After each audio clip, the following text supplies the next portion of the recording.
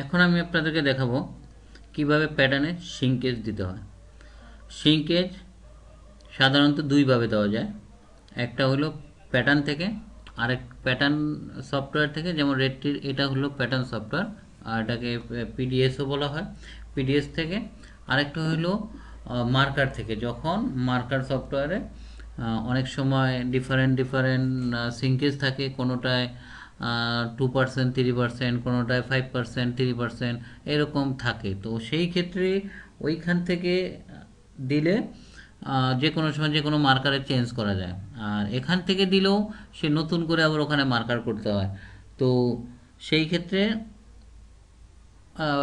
মার্কারে সিঙ্কে দেওয়াটা ভালো। তারপরও স্যাম্পলিংয়ের জন্য, প্যাটার্ন বাইর করার জন্য এখান থেকে সিঙ্কেজ কীভাবে দিতে হয়।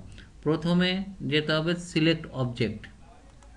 সিলেক্ট অবজেক্টে যাওয়ার পর কন্ট্রো দিয়ে সব পার্ট সিলেক্ট হয়ে গেল। সিলেক্ট হওয়ার পর সিঙ্কেজ টুল, তারপরে এইখানে দেখা গেল উইথে এটার সিঙ্কেজ আছে 3%, লেন্থে সিঙ্কেজ আছে 5%, লেন্থে 5%, উইথে 3% দিয়ে ওকে দিলে এটা সিঙ্কেজ হওয়ার পরে কতটুকু প্যাটার্ন ছোট বড় হয়েছে এই যে লাল দেখা যাচ্ছে।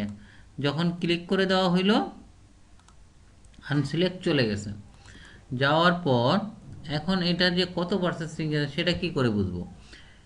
অপশন প্রিফারেন্সি, শো, অ্যাপ্লাই, ওকে। এখন দেখা যাক এই স্লিপের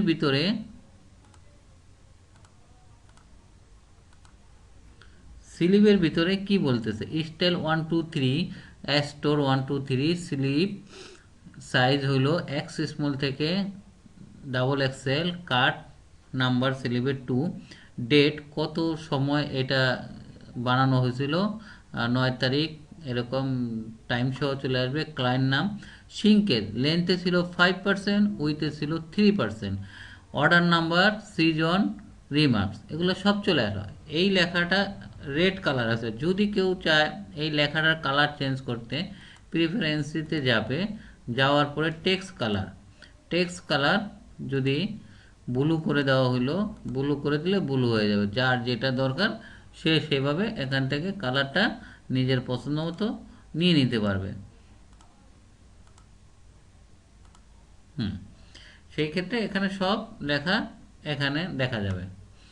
এইভাবে প্যাটার্নের সিঙ্কেজ দেওয়া যেতে পারে।